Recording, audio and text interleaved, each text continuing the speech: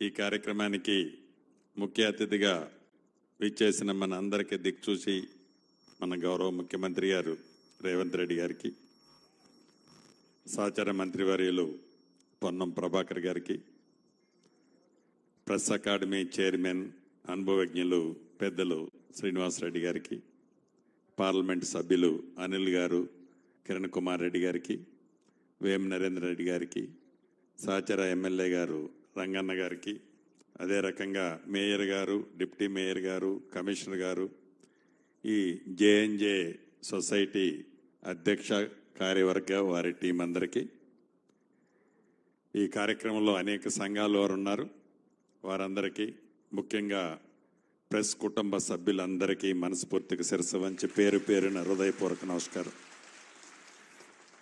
మార్పు కావాలని, అది ఇందిరమ్మ రాజ్యంతోనే సాధ్యమని తెలంగాణ రాష్ట్ర యావత్తు ప్రజలతో పాటు మీడియా మిత్రులందరి సహకారంతో ఇందిరమ్మ రాజ్యం ఏర్పడి 8 నెలలు, నియర్లీ 9 నెలలు కావస్తుంది.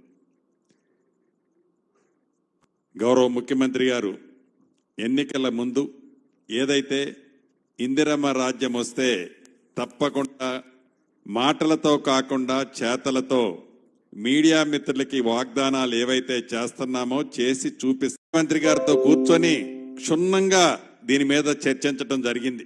ఒకసారో 2 సార్లు కాదు, పోయినప్పుడల్లా నన్ను సున్నితంగా మందలిచ్చేవాళ్ళు కూడా, ఇంకెప్పుడు ఇస్తావు సీనన్నా, లేట్ చేస్తున్నట్టున్నావు, నువ్వు స్పీడప్ చేయి, వీలైనంత తొందరగా ఇవ్వాలి అని అనేక సార్లు మేమిద్దరం కూర్చున్నప్పుడు కూడా నన్ను సున్నితంగా మందలిచ్చిన సందర్భాలు ఉన్నాయి. కానీ దానికి టైం రావాలి, ఆ టైం ఈనాడు వచ్చింది. మనస్ఫూర్తిగా మీ అందరి పక్షాన కూడా గౌరవ ముఖ్యమంత్రి గారికి అభినందనలు, కృతజ్ఞతలు కూడా తెలియజేస్తున్నాను. ఈనాడు మీ అందరినీ వెనక చెప్పేది లక్షాధికారులను చేస్తున్నామని. లక్షాధికారులని కాదు, ఈనాడు దీంట్లో సుమారు 1105 మంది సభ్యులు, పెద్ద కోటేశ్వరులు మీరంతా. నాటు లక్షాధికారులు కాదు, మీరంతా ఈనాడు కోటేశ్వరులు. కోటేశ్వరులని చెప్పటానికి మీ మంత్రిగా నాకు చాలా ఆనందంగా ఉంది, చాలా చాలా సంతోషంగా కూడా ఉంది.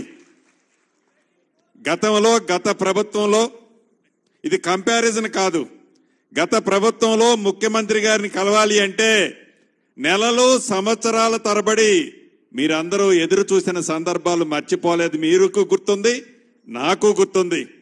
అంతేకాదు, ఏనాడు మీడియా మిత్రులు ఆ ప్రెస్ మీట్ పెట్టినప్పుడు వారికి అనుకూలమైన క్వశ్చన్లు వస్తే తప్ప ఏ మీడియా మిత్రులైనా ఆనాటి ముఖ్యమంత్రి గారిని ఇదేంటి సార్ అని అంటే, కూర్చో, ఇంకా నేను చెప్పే లాంగ్వేజ్ తక్కువ, ఏదో ఉండే నీ పేపరు ఏంటది, ఇట్లా స్టైల్గా అలా ఉండేది.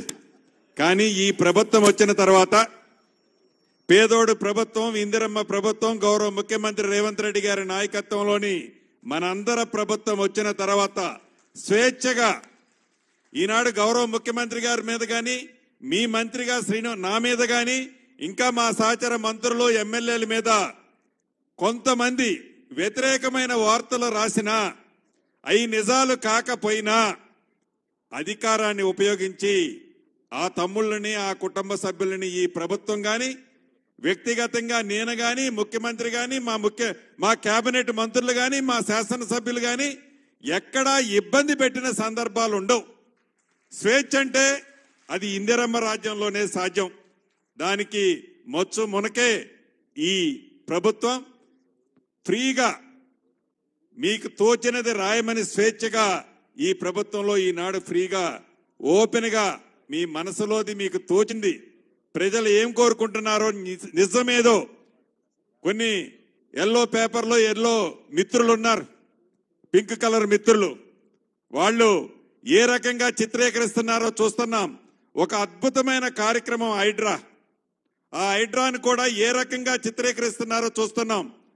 గడిచిన వారం రోజుల నుంచి రాష్ట్ర వ్యాప్తంగా అనేక జిల్లాలు అతలకుతలమవుతున్నాయి వరదలతో.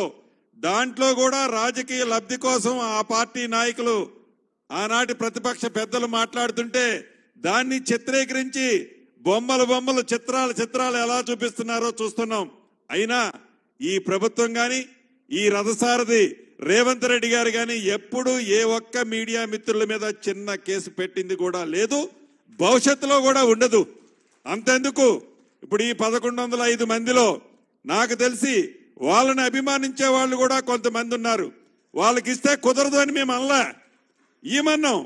గౌరవ ముఖ్యమంత్రి గారే చెప్పారు, అట్లేమీ లేదు, వాళ్ళు మన తమ్ముళ్లే, నిజం తెలుసుకుంటారు, నిజంగా వాళ్ళు మన ద్వారా కోటేశ్వరులు ఈ ప్రభుత్వం ద్వారా అవుతున్నప్పుడు తప్పకుండా వాళ్ళలో కూడా పరివర్తన వస్తుంది అని గౌరవ ముఖ్యమంత్రి గారి ఆలోచన. అంటే ఈ ప్రభుత్వం యొక్క ఆలోచన, ఈ ప్రభుత్వం యొక్క పరితనం, ఈ ప్రభుత్వం యొక్క బ్రాడ్ మైండ్ అలా ఉంటది. అదే ఇందిరమ్మ రాజ్యం.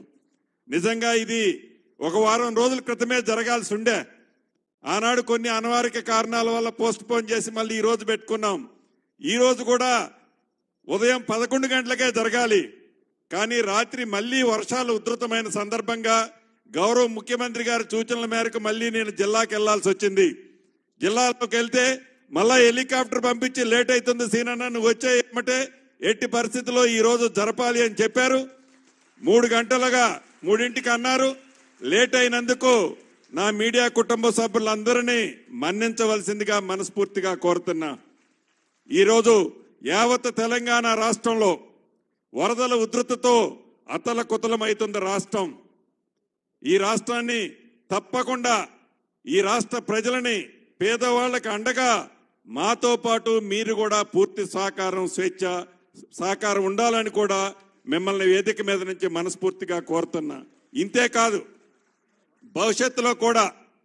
భవిష్యత్తులో కూడా నిజంగా పేదవాళ్ళు ఏ ప్రభుత్వాన్ని అయితే కోరుకున్నారో, పేదవాళ్ళు ఏమి కావాలనుకొని ఈ ఇందిరమ్మ రాజ్యాన్ని తెచ్చుకున్నారో ఆ దిశగా గౌరవ ముఖ్యమంత్రి గారు ఈ రోజు తీసుకునే అనేక మంచి నిర్ణయాలు, అది మూసీ ప్రక్షాళనే కావచ్చు, 4th సిటీయే కావచ్చు, టౌన్ లో డెవలప్మెంట్సే కావచ్చు, రైతులకి రుణమాఫీ, నిజంగా 31,000 కోట్లు ఈనాడు ఈ ప్రభుత్వం ఇచ్చే పరిస్థితిలో లేదు.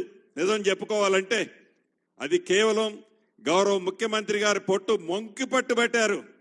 ఏది ఏమైనా రైతన్నలకు అండగా ఉండాలి, రైతన్నను కాపాడుకోవాలి, రైతన్న లేకపోతే మనందరం జీవించడమే కష్టమో ఒక రైతుగా నాకు తెలుసు అని అనేక ఇబ్బందులు పడి సుమారు 18,000 కోట్లు పైగా ఈనాడు ఈ ప్రభుత్వం రైతన్నల ఖాతాలో జమ చేసింది.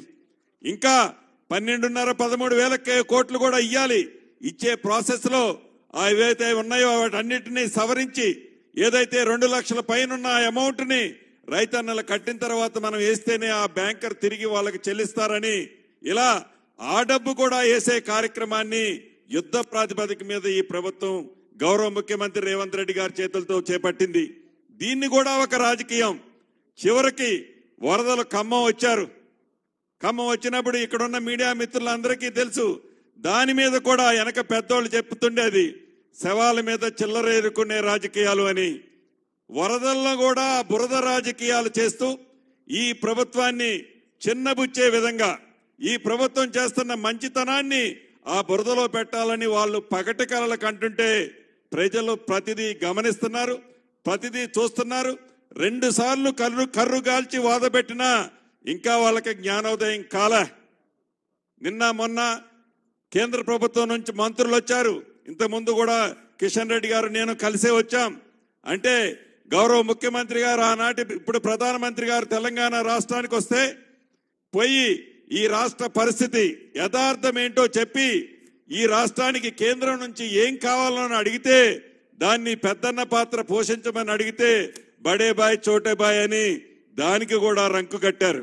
అంటే ఎంత దౌర్భాగ్యమైన ఆలోచన ఆనాడు ప్రతిపక్షానికి ఉండేది. చివరికి వాళ్ళు మీడియా మిత్రుల మీద కూడా ఎలా ఉక్కు పాదం పెట్టాలని చూశారో మీకు తెలియంది కాదు. చివరగా నేను చెప్పదలుచుకుంది, గౌరవ ముఖ్యమంత్రి గారు ఇప్పుడు సుమారు 38 ఎకరాలు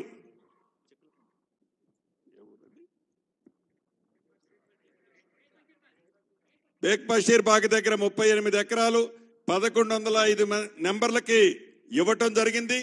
ఇందాక సభ్యులున్నారు, సుమారు 23-24 వేల మందికి గతంలో కార్డులు ఇచ్చారు. అనేక సార్లు నేను శ్రీనివాసరెడ్డి గారు అనుకున్నాం, కానీ ఇంత పెద్ద ఎత్తున దాంట్లో జెన్యూన్గా ఉన్న వాళ్ళకి, ఎవరైతే జెన్యూన్ జర్నలిస్టులు ఉన్నారో వాళ్ళకి ఇవ్వటానికి ఈ ప్రభుత్వానికి, గౌరవ ముఖ్యమంత్రి గారికి కానీ ఈ ప్రభుత్వానికి కానీ ఎటువంటి ఇబ్బంది లేదు. ఆ జెన్యూనిటీని తేల్చాల్సింది ప్రభుత్వ పక్షంలో ఉన్న గౌరవ ముఖ్యమంత్రి గారో మంత్రిగా నేనో కాదు, సభ్యులైన మీరే తేల్చాలి. అది మండల స్థాయి కానీ జిల్లా స్థాయి కానీ, ఇంకా హైదరాబాద్ లో కూడా చాలా మంది ఉన్నారు అర్హులైన జర్నలిస్టులు. తప్పకుండా వాళ్ళ ఆరోగ్య కార్డ్స్ విషయంలో కానీ ఇతరత్ర విషయంలో కానీ తప్పకుండా పాజిటివ్ గానే థింక్ చేస్తుంది ఈ ప్రభుత్వం. నెగిటివ్ సెకండ్ యాంగిల్లో ఈ ప్రభుత్వం ఎట్టి పరిస్థితుల్లో ఎప్పుడూ థింక్ చేయదు, పాజిటివ్ లోనే థింక్ చేస్తుంది. కానీ అది జెన్యూనిటీ ఉంటేనే చేయగలుగుద్ది. దాన్ని గమనించి మీలో మీరే ఎవరు జెన్యూన్ అనేది లిస్ట్ ఫైనల్ చేస్తే మరొక్కసారి కూడా తప్పకుండా, ఇదేమి ఫైనల్ కాదు, ఇది స్టార్టింగ్ మాత్రమే. ఆనాడు కాంగ్రెస్ ముఖ్యమంత్రిగా దివంగత నేత వైఎస్ రాజశేఖర రెడ్డి గారి టైంలో ఇచ్చాం. మళ్ళీ కాంగ్రెస్ ప్రభుత్వం వచ్చిన తర్వాత ఈనాడు గౌరవ ముఖ్యమంత్రి రేవంత్ రెడ్డి గారి నాయకత్వంలో ఇస్తున్నాం. భవిష్యత్తులో రాబోయే ఈ 4 సంవత్సరాల 3 నెలల్లో కూడా ఇంకా చాలా మందికి ఇవ్వాల్సిన వాళ్ళు ఉన్నారు, వేలాది మంది ఉంటారు. డెఫినెట్ గా ఇస్తాం, ఇచ్చే దాంట్లో వెనక్కిపోయేది లేదు. కానీ ఆ జెన్యూనిటీ అనేది ముఖ్యం. దాన్ని తప్పకుండా మీరే ఫైనల్ చేసి, ఇందాక అధ్యక్షులు మీ చైర్మన్ గారు చెప్పినట్లు మీరే ఒక కమిటీని కాన్స్టిట్యూట్ చేద్దాం.